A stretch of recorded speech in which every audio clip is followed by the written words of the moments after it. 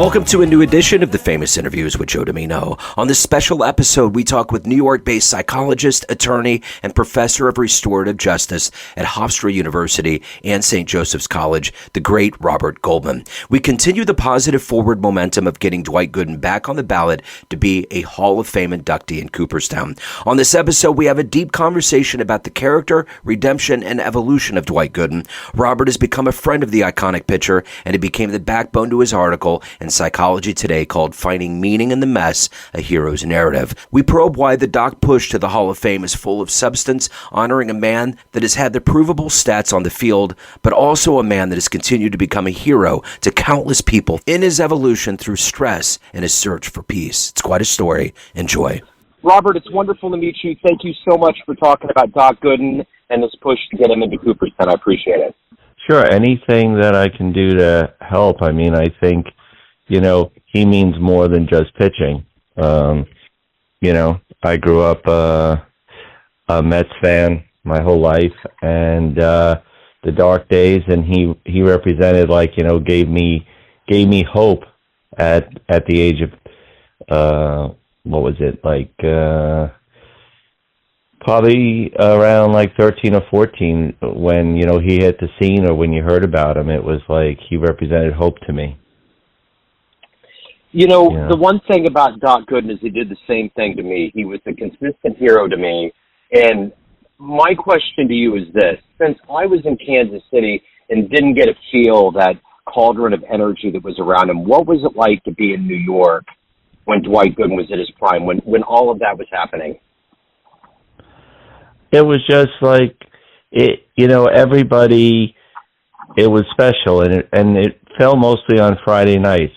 So everybody, when he pitched, was just it was surreal because there was nothing like him that was ever seen. I think in modern day baseball, specifically his dominance and his curveball, and it was just it was a special night every night he pitched, or every day he pitched was special because you knew something incredible could happen. And they had the K corner, and it was a celebration.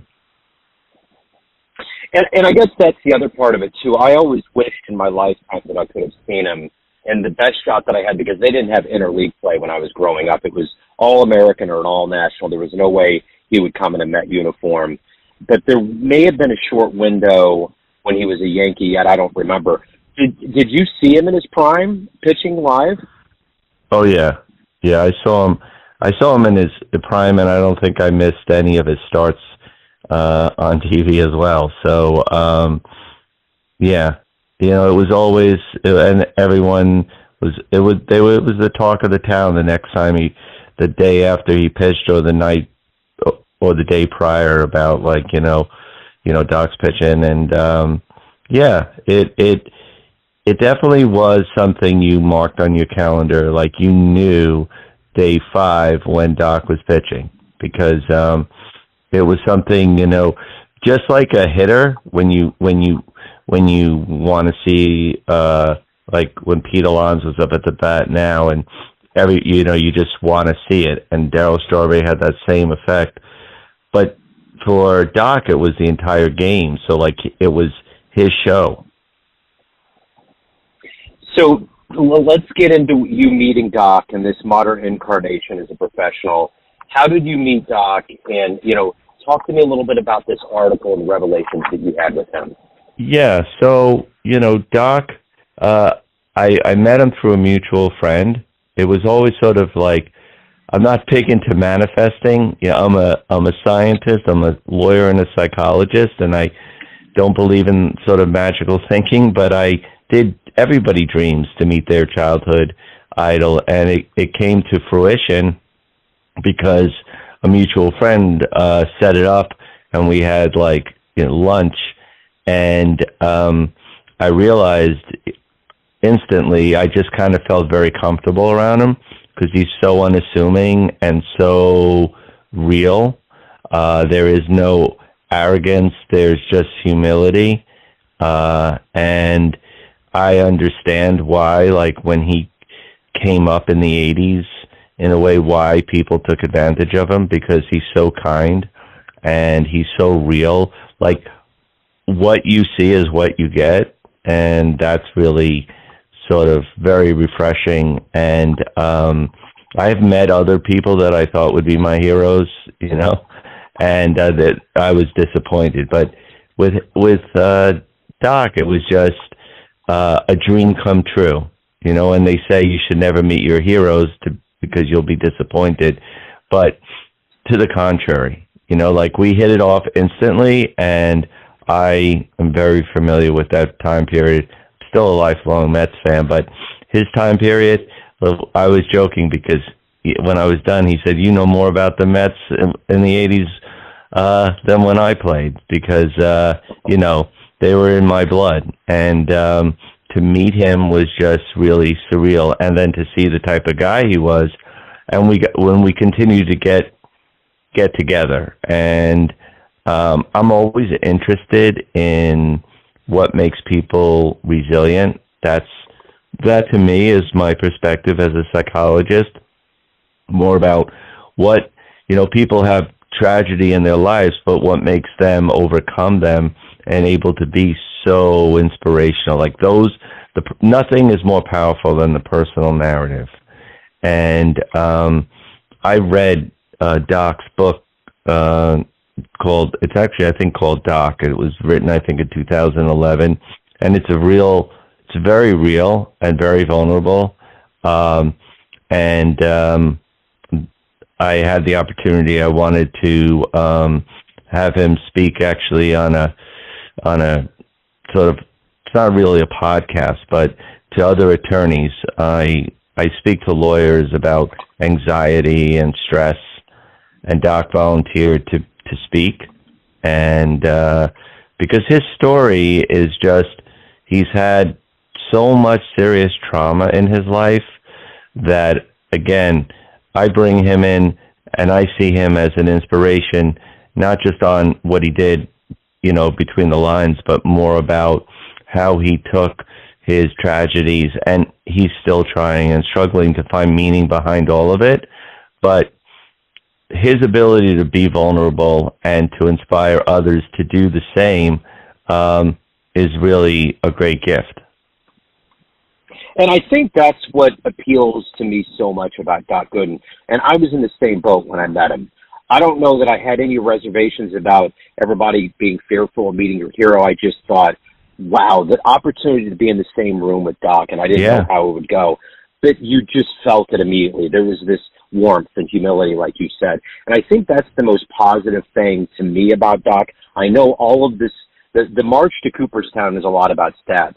But for me, what has impelled me to do this more than anything else is what I've seen from this man over the years that he hasn't been in baseball, the kinds of things that he donates his time to, and this continual quest that he has to just be a good family man, to be a good guy, to reach out to the fan base that propped him up. I think he's very cognizant of how many fans he has, and I think he's just really good about cultivating that. And I think there's just so much good that goes into who he is. You just feel it. Yeah, I mean, I was with him today. We did he volunteered with me to go to the EMS walk at Citi Field, and we were going downstairs. We were finished. So many people. What I love is that people still remember him, and I want him to feel appreciated and know the love that people have for him. So that obviously that makes him feel good, but again, not from an ego point of view, but more like, I think it's it's more about altruism, and he gets something off of it too by knowing that he's helping people. So we were on the elevator and we were going, he's like, "Doc," and he felt so bad that we didn't get to talk to that person. So that's really special, and I've seen that with him, and he talks about it. He talks about how he beats himself up in '86 when he didn't make it to the parade, He feels tremendous guilt. He's always trying to make it up to the fans. When in fact, like, I know fans don't really remember that and don't define him by that. Unfortunately, I think he feels so bad that, he's on a mission to make sure that he doesn't miss any fan that wants to, ask for a signature or a photo, because he really does appreciate the adulation and the support that he got as a player. And I think the one thing that's incredible about Doc is that he went to the Yankees. He's 31 years old. His father's not doing well. And on that particular day, he pitches a no-hitter at that age after all of that time with the other team in New York, and then wins a World Series title. There's just so many of those little moments that just prove his worth and his strength and grit and who he was, as far as I'm concerned. Yeah, and I think he has it, but he doesn't show it as much.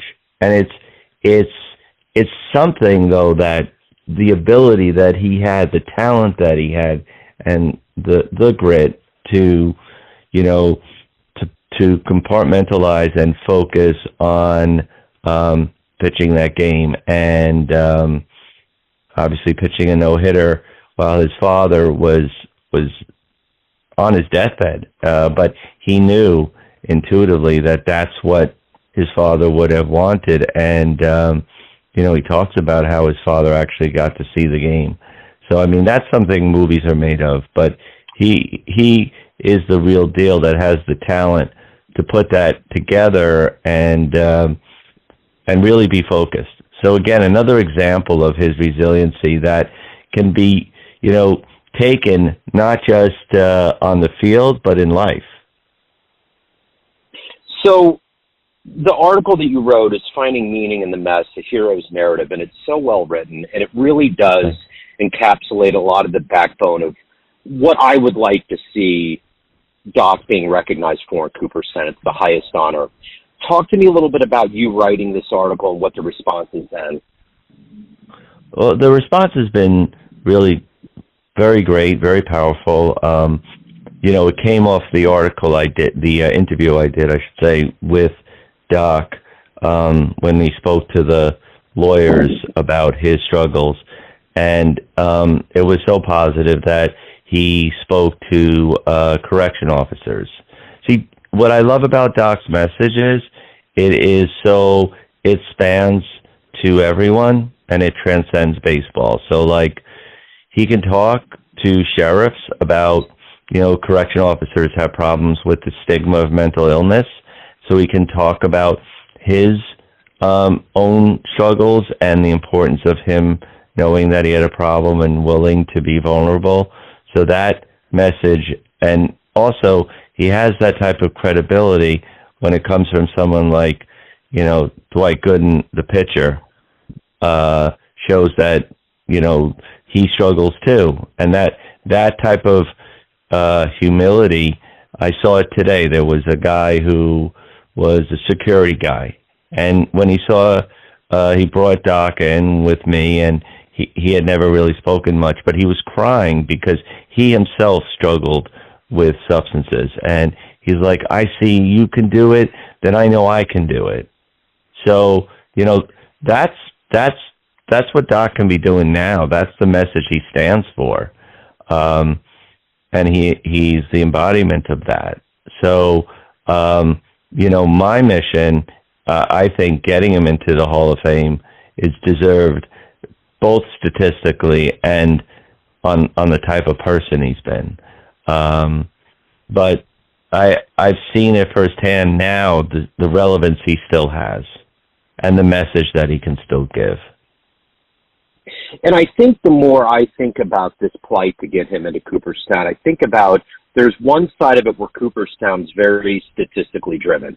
We have to look at what they did, and we have to compare it to the players of that time period. Right. But and I very well know, the reason why we love the national pastime because it seeps into our blood in a very personal way. But you know what I'm saying? There's so many narratives that are a part of that. And I think what I see in Dwight Gooden getting into Cooperstown is graduating to a different emotive thought of why we create the shrine to celebrate these players.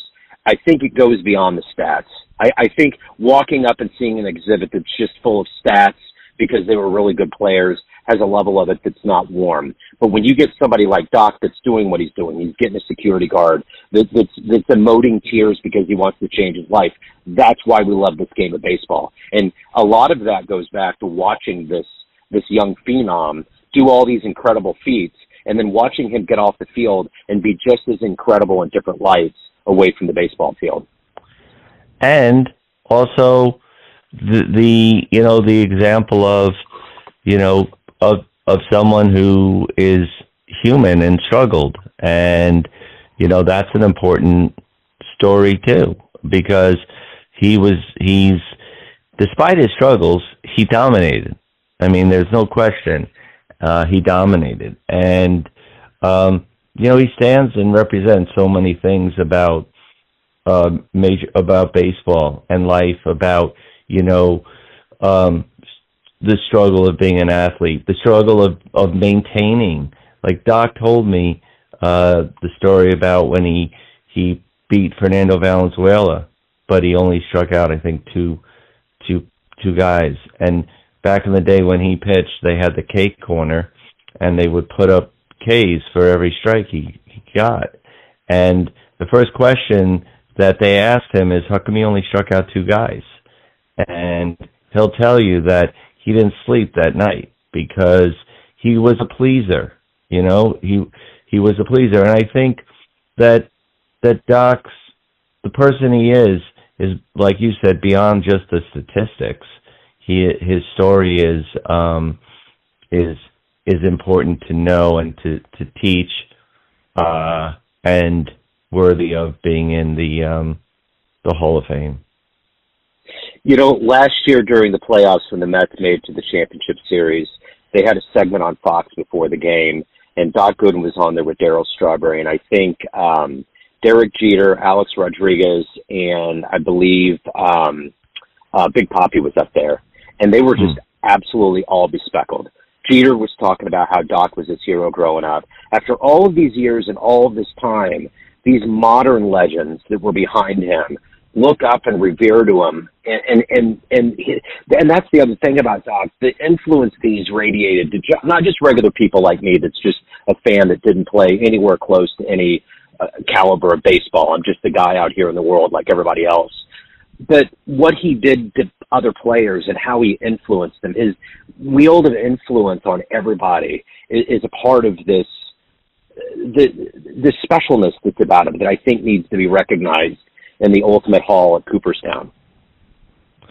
Yeah, I look, you never know, but I've never heard a bad word about, other major leaguers, I think, share in his awe of the type of person he is, and also the dominance he was as an athlete. And, I think it's awesome that you're doing this, and I think at the same time, it's in a way sad that no one else has taken this up, because you would think that I think it's an important conversation to be had about him being considered for the Hall of Fame. I mean, why not? I was thinking the same thing not too long ago when I looked at his stats. And you ask any player who faced him during his day, their testimonials and what they have to say about him, I think speak for themselves. The one thing that got me thinking about this more seriously than anything else was listening to Bob Kendrick when he was talking about all the players that were getting inducted into that 2023 class of the Hall of Fame. He had mentioned the Cooperstown angle, and I could tell it was surprising to him that he wasn't on the ballot. It's over with. And I just kept thinking that whole day, and even all the way up a few years after it into now, there's no way that this can't happen. Like, I think about the history and legacy and lore of the Negro Leagues Baseball Museum that we're fortunate to have here in Kansas City. And all of that museum is a testament to the impossibilities that were laid upon a race of people, a group of men that were told, you guys aren't going to do this. You can't do this. And I think about him being in that museum and hearing Bob Kendrick say that, this is a guy that should be in Cooperstown. And I feel like the impossible is something that we just haven't tapped into yet. And I think that's the way it is with Doc. We think it's an impossibility, but we haven't tried yet. And that's why I think it's very key for us to try. I think he's earned it, and I think it's just absolutely worthwhile to put it out in the universe. So what do we need to do?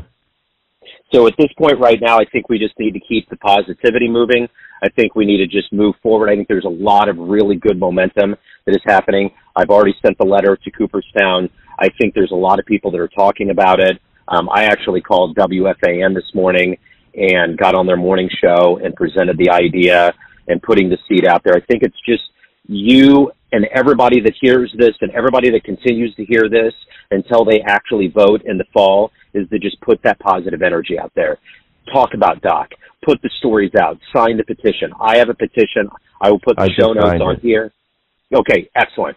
So if we can get that moving and just keep the positivity going out there, and I think that's the beauty of this modern world. As much as it can be kind of a strange place, I think that there's a lot of power in the people out here to feel something and to put the good energy out there. So I think that's the main thing that all of us can do right now as we lead up to this vote in the fall to see if Doc can get back on the ballot. What do you know the logistics and what we need to do to get him on the ballot? What we need to do? At this point right now, I spoke to Craig at the Hall of Fame, and this was about 3 weeks ago, and I told him what I'm doing. I said, I have a petition. I'm really pushing forward. What would be the logistics? And he said there's a window for players that are of Doc Gooden's time period that they can still get in. They can get written in by the Historical Overview Committee. So what we needed to do was draft a letter, and I drafted this letter wrote the article about Doc being worthy of Cooperstown, and we interviewed about a month ago. And with Noel, we began this whole exploratory vision. I came up with the petition. We put the podcast out, and the letter has been sent. We co-authored it and really got to a motive and dug into the motives and the stats. So at this point, the letter is in Cooperstown. I've sent one to the committee. I've sent one to Craig. And I think right now it's signing the petition, circulating the stories, putting things out on shows, putting things out on podcasts, and just continue to radiate. So maybe the folks that are going to vote in the fall, they're going to hear some of this, and they're going to revisit Doc Gooden. Because all of them know him. They all know who he is. They know what kind of influence he has. But if we could just interject some of these stories that you even said today about the fans and about the way people feel and about this global radiance that he's put out there as a man and as a player, I think it's just about spreading this positivity and hoping that these folks that are going to vote in the way that will get him back on the ballot. Yeah, I think as many good PR opportunities as he gets, he does a lot and he doesn't speak it. And the other day he sent me it actually also might be on his Instagram, but he went to go visit somebody who has cancer. And my friend, he didn't know me at this point. My friend has cancer, and I was going to visit him. So he set up he FaceTimed us when we were with, at that point I didn't know Doc that well, but that's the type of guy he is, he got on the FaceTime and he spoke to my friend. Didn't really know me well, but he took the time to do it. And you know what I worry about the most about Doc is? I hate to ask him to do too many things because he doesn't know how to say no. Because that's the type of person he is, and I hate for him to get taken advantage of. So I'm very careful about even his friendship, because I don't want him thinking I have any agenda. Because I think that, unfortunately, people as kind as he, even when he came up, are subject to, he's 19 years old when he came up. The brain is not yet fully developed. Obviously, he was subject to a lot of exploitation. And I think that's what happened. Absolutely. Yeah, and I think about that, too, with Doc. My intention with this entire campaign has been to honor this hero of mine. And I initially wanted to get into sports broadcasting. My goal was to be at ESPN, to get to the higher ranks. And I actually did get to sports broadcasting for a while and just felt like it wasn't an industry I wanted to get into. There was just vibes that didn't gel with me. So I decided to do something else in broadcasting, which has been jazz radio and just doing interviews. But I feel like it's my duty as a fan of his, for as much as he gave to me and all of us, to do this from the most genuine part. I'm taking a page out of Doc Gooden's book, and I'm just showing the mirror to him and saying, thank you for being you and doing what you do. And I think there's a lot of people out there that would support this Cooperstown charge that feel the exact same way. They feel that warmth that's radiated off of his persona and, of course, his stats. But I think a lot of this, too, is a testament to how good of a man he is. And I think it's just, it would be such a validation, and I think he's just worthy of it. They had when Gil Hodges got in, I mean, that's an example of tenaciousness and real heart and hard work. And, you know, that's when I look at that gives me hope too. I think Doc's story, you know, if I had the chance, I would love to do a podcast-like story with him that really breaks down his trauma from a psychological point of view. So it's like textbook. So many, his story is such a great example of, you know, trauma and how it affects the nervous system and how it really has a lot of significance and deep meaning that a lot of us can relate to. And I'm willing to do anything I can do to help the guy because I feel the same way you do. Well, man, this has been an honor. All right, man. Thank you so Great much. talking to you. All right, stay in touch. Let me know I can help. Thanks for tuning in to another famous interview with Joe Dimino, where we cover the world of art, literature, business, spirituality, music, and more from around the globe. If you want to hear more interviews, visit the Famous Interviews with Joe Dimino channel on YouTube. You can also find us on Spotify and Apple Podcasts. Thanks again for listening, and until next time.